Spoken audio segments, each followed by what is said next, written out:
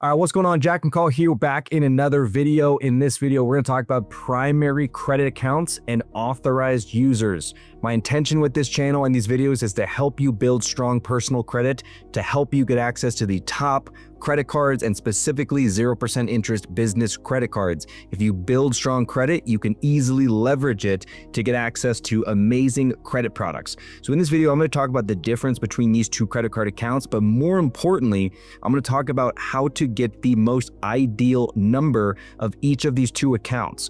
Over the last 5 years, I've coached over 3,000 entrepreneurs on how to build strong credit.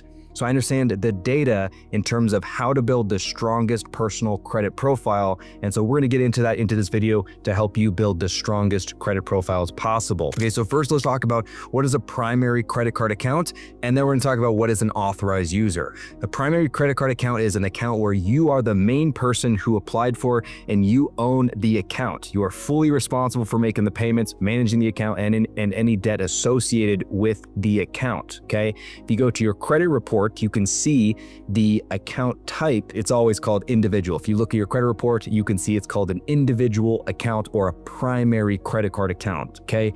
Generally, the more primary accounts are, the better, but you want to spread these out over time. If you look at someone with an 850 perfect credit score, these are people who have at least 4 to 6 personal credit cards that are primary accounts. You can't have a perfect credit score if you have only 2 personal credit cards. So the more accounts you have, the stronger your credit history and your credit report will be.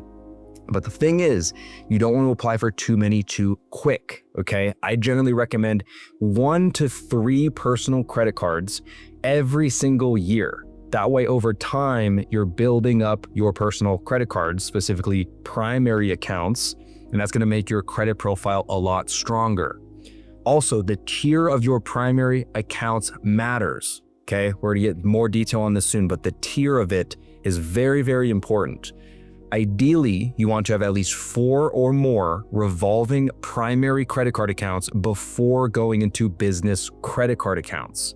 So the people who have at least 4 personal credit cards that are primary accounts, these are people who have a stronger credit profile.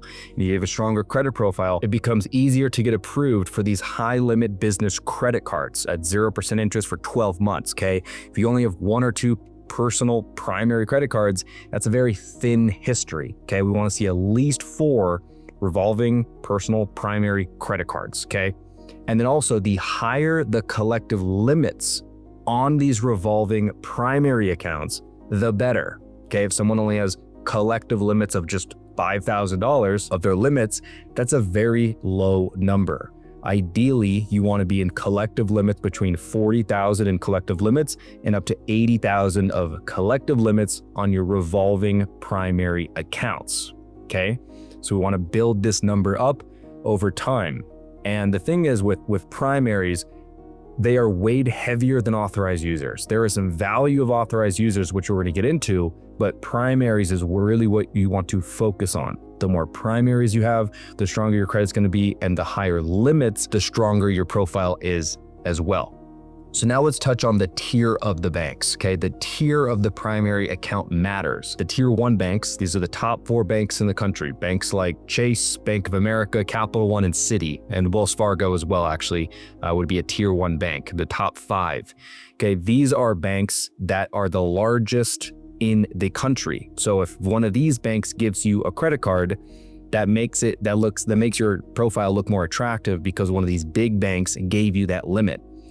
On the other side, if you go get a credit union credit card, this is a very small institution, okay? This is a tier 3 account. The tier 3 accounts don't look as good on your profile because it's a smaller institution, okay? It's easier to get approved for the tier 3 accounts. That's why they don't look as good on your profile, okay?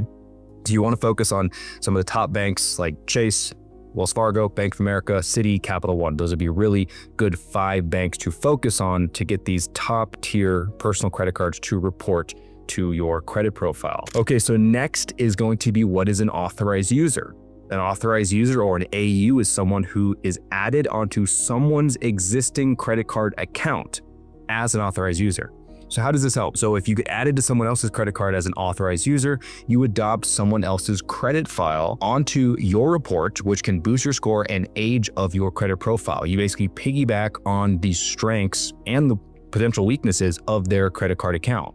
Okay, so when should I be listed as an authorized user? So if that person adds you as an authorized user, that account is going to report to your personal credit profile, but as an authorized user, not a primary. Okay, and if that limit is a good limit, it's gonna be showing that limit on your credit report. If that account has a late payment, it's also going to be showing on your report. So you want to make sure it's a good account you're getting added to. Okay, ideally you want to have a limit of 10,000 on that card you're getting added to.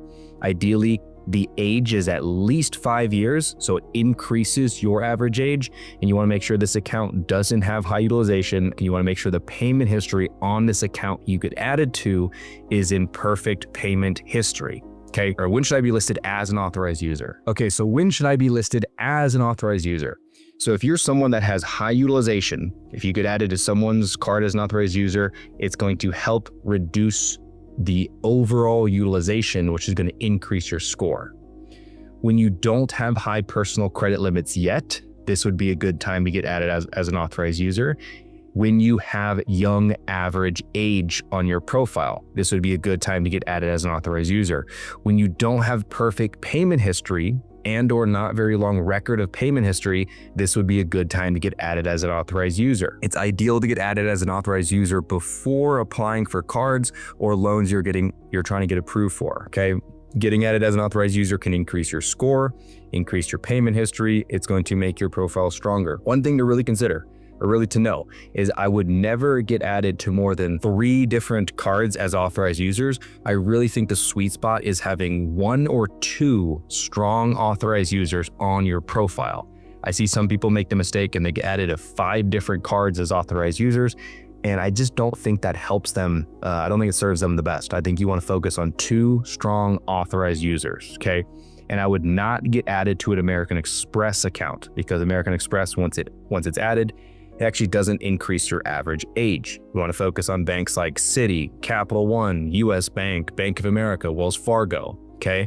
So I would focus on the 2 strongest accounts you can get added to. And strongest, I mean, for sure, low utilization, for sure, clean payment history, but I would look at the highest limit and the oldest age, okay? So if there's 3 different cards you could get added to, I'd look at the highest age. I think the age is more important. Then I would look at the highest limits of those 3 cards, and I would pick the 2 strongest, okay? The age is the most important thing.